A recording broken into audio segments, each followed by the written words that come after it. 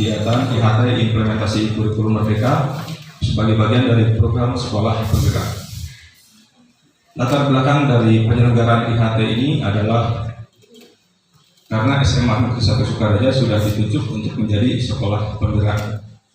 Kemudian setelah itu pada tanggal 10 Mei 2022 sampai dengan tanggal 13 Juni 2022, Komite Pembelajaran SMA Negeri 1 Sukaraja telah mengikuti Bintek online sebanyak 83 JP, dan pada bagian akhir dinyatakan bahwa sekolah harus menyelenggarakan IHT sendiri dengan Komite Pembelajaran sebagai narasumber atau sebagai pengajar istilah resminya. Dengan memperhatikan perspektif yang terjadi pada transformasi kurikulum merdeka saat ini, maka IHT yang akan kita selenggarakan memiliki makna yang sangat penting. Karena terdapat paradigma baru di mana asalnya guru sebagai pusat perhatian, pusat pembelajaran, maka sekarang harus diubah menjadi murid adalah pusat perhatian. Jadi alasan keberadaan kita di sini adalah karena adanya murid. Maka murid adalah nomor 1 dalam segala hal.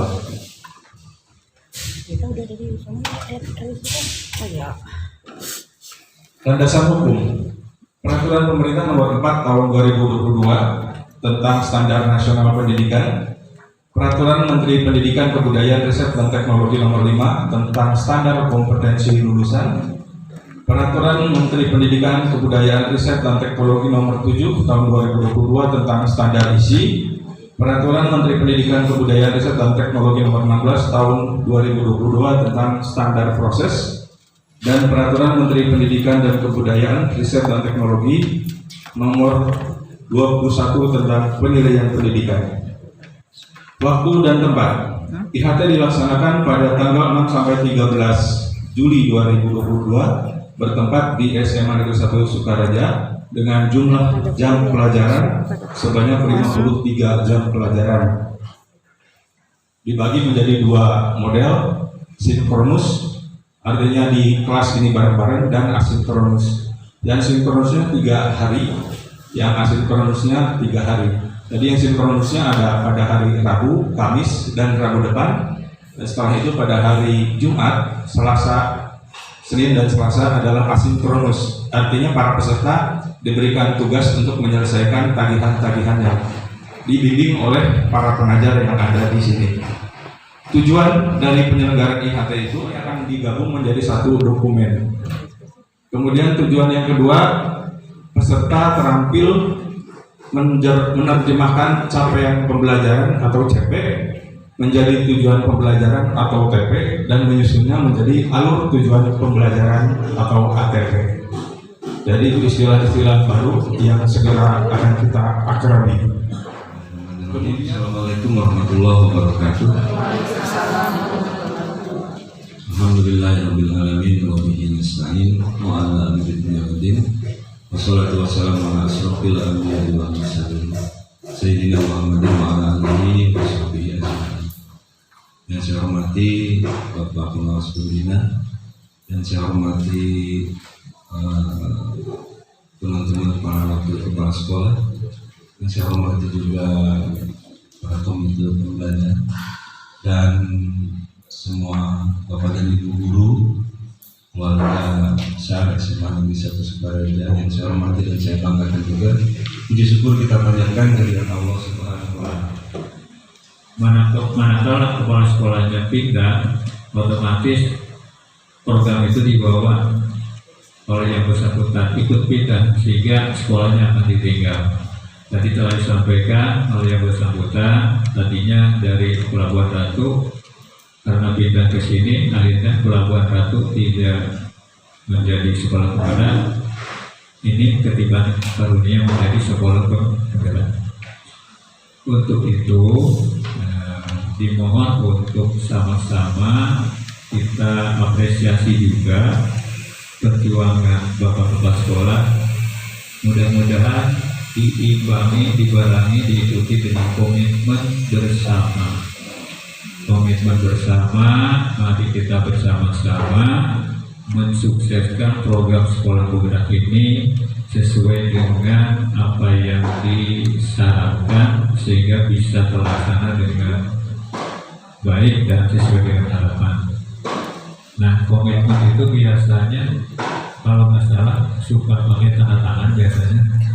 Mungkin nanti disediakan ada karton putih, mari bersama-sama berdatangan semua, kemudian didokumentasikan sebagai bentuk bahwa kita ikut serta terlibat dan bertanggung jawab untuk asesmen sampai dengan instrumen apa yang digunakan. Ini untuk guru BK juga sama. Untuk wali kelas tadi sudah saya sampaikan ya, membuat modul 2 modul, yang 1 modul mah sudah ada masternya. Sekarang kita lihat jadwal kegiatannya, bisa kurang apa dari ini ya. Kelihatan ya? alasan perubahan kurikulum.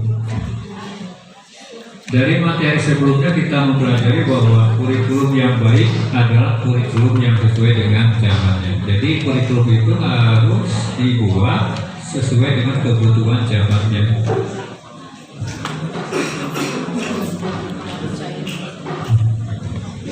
Kita mungkin waktu belajar 10 tahun sebelumnya mungkin kondisinya tidak bisa diterapkan di zaman sekarang karena kondisinya zamannya berbeda dengan kita waktu belajar 10 tahun sebelumnya.